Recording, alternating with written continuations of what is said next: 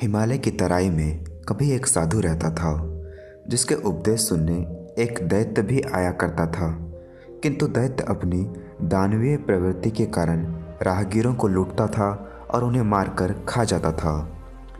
एक बार उसने काशी के एक धनी सेठ की पुत्री पर आक्रमण कर दिया। दैत्य को देखते ही उस कन्या के सारे अंगरक्षक अपने अस्त्र शस्त्र छोड़कर भाग खड़े हुए।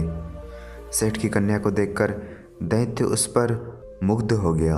उसने उसकी हत्या न कर उसके साथ ब्याह रचाया। इस डर से कि वह सुंदर कन्या कहीं भाग न जाए, वह उसे एक संदूक में बंद कर देता था। फिर वह उस संदूक को निगल कर अपनी पेट में छुपा लेता। एक दिन वह दैत्य आकाश मार्ग से उड़ता हुआ साधु से मिलने जा रहा था। तभी उसकी नज़र एक सुंदर झील पर पड़ी। गर्मी बहुत थी, इसलिए वह नीचे उतर आया। पेट से उगलकर उसने संदूक बाहर निकाला। फिर संदूक को खोलकर कन्या को बाहर निकाला और उसे जलाशय में अपने हाथों से स्नान करवाया। उसके बाद वह स्वयं जलाशय में स्नान करने लगा। मुक्त हो कन्या जलाशय के किनारे पर विचरण करने लगी।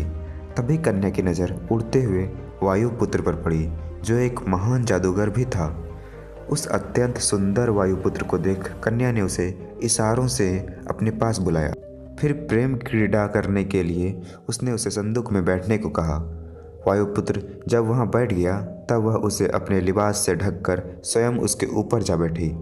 नहाकर दैत्य जब लौटा तो उसने संदूक को बंद कर फिर से अपने पेट के अंदर निगल लिया। उड़ता हुआ दैत्य जब साधु के आश्रम में पहुंचा तो साधु ने उसका स्वागत करते हुए कहा, आप तीनों का स्वागत है। साधु की बात सुन दैत्य चौंक गया, क्योंकि वह नहीं जानता था कि कन्या और उसके अतिरिक्त भी कोई तीसरा उसके साथ था। साधु की बात सुनते ही उसने संदूक को पेट से बाहर निकाला। ठीक उसी समय वायुपुत्र संदूक से बाहर निकल रहा था। उस समय तक वह अपनी तलवार म्यान से पूरी तरह खिंच भी नहीं पाया था। अगर कुछ और क्षणों का विलंब होता तो वह निश्चित रूप से दैत्य का पेट फाड़ देता। हवा में प्रकट होते ही वह वायुपुत्र हवा में विलीन हो गया। साधु के वचन एवं ज्ञान को सुनने के कारण चूंकि दैत्य की जान बच गई थी, इसलिए उसने साधु का धन्यवाद ज्ञापन किया। साधु ने तब उसे शीलवान बनने की शिक्षा दी और उस कन्या को भी मुक्त करने का परामर्श दिया। उस दिन के बाद से दैत्य शीलव्रती बन गया।